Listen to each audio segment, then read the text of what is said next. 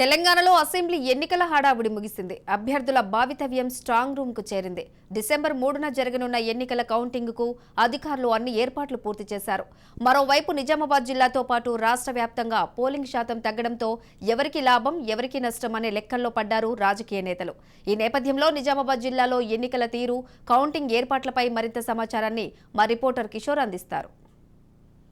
హడావిడి ముగిసింది. ఇప్పుడు అభ్యర్థుల భవితవ్యం స్ట్రాంగ్ రూమ్కు చేరిందనే చెప్పవచ్చు. అయితే ఉమ్మడి నిజామాబాద్ జిల్లా వ్యాప్తంగా 9 నియోజకవర్గాల అభ్యర్థుల భవితవ్యం కూడా ఇప్పుడు స్ట్రాంగ్ రూమ్లకు చేరిందనే చెప్పవచ్చు. ప్రస్తుతం మనం నిజామాబాద్ నగరంలోని పాలిటెక్నిక్ మైదానంలో ఉన్నాం.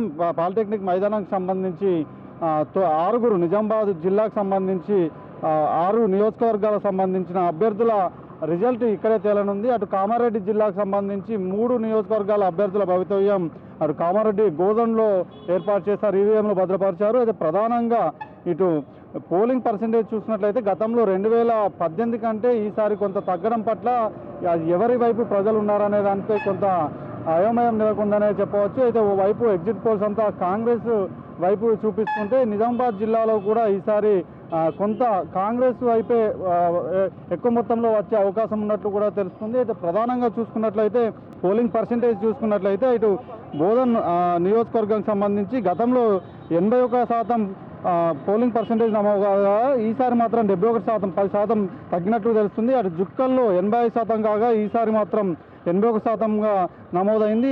అలాగే 2018లో 84% బాన్స్వాడలో నమోదు కాగా ఈసారి 81% నమోదైంది. అటు 2018 ఎల్లారెడ్డిలో 86% కాగా ఇప్పుడు 83% నమోదైంది. అలాగే కామారెడ్డిలో కూడా సీఎం కేసీఆర్తో పాటు రేవంత్ రెడ్డి ఇద్దరు కూడా పోటీ చేస్తున్న కామారెడ్డిలో గతంలో 2018లో 78% పోలింగ్ శాతం నమోదు కాగా ఈసారి 74% నమోదైంది. అంతేకాకుండా నిజామాబాద్ అర్బన్ సంబంధించి కూడా గతంలో 62% నమోదైంది, ఈసారి కూడా 62% నమోదైంది. అలాగే నిజామాబాద్ గ్రామీణకు సంబంధించి గతంలో 79% పోలింగ్ పర్సెంటేజ్ నమోదు కాగా ఈసారి మాత్రం 76% నమోదైనట్టు కూడా తెలుస్తుంది. అయితే బాల్కొండ నియోజకవర్గంలో కూడా గతంలో 79% పోలింగ్ శాతం నమోదు కాగా ఈసారి కూడా 79% నమోదైనట్టు కూడా తెలుస్తుంది.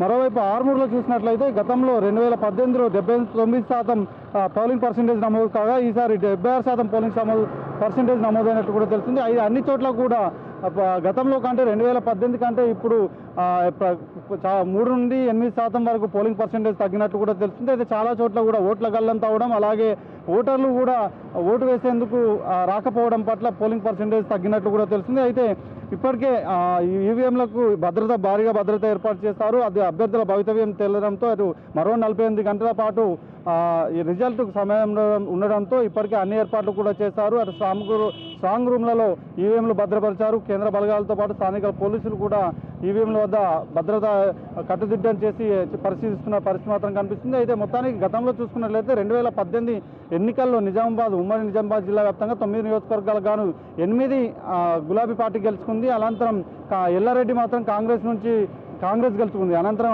అక్కడ అభ్యర్థి కూడా అటు గులాబీ పార్టీ తీర్థం పుచ్చుకున్నారు. ఇప్పుడు ప్రస్తుతం జిల్లాలోని 9 నియోజకవర్గాలకు సంబంధించి బీఆర్ఎస్ పార్టీ ఎమ్మెల్యేలు ఉన్నారని చెప్పవచ్చు. అయితే ఈసారి మాత్రం కొంత ట్రెండ్ మారే అవకాశం మాత్రం కనిపిస్తుంది.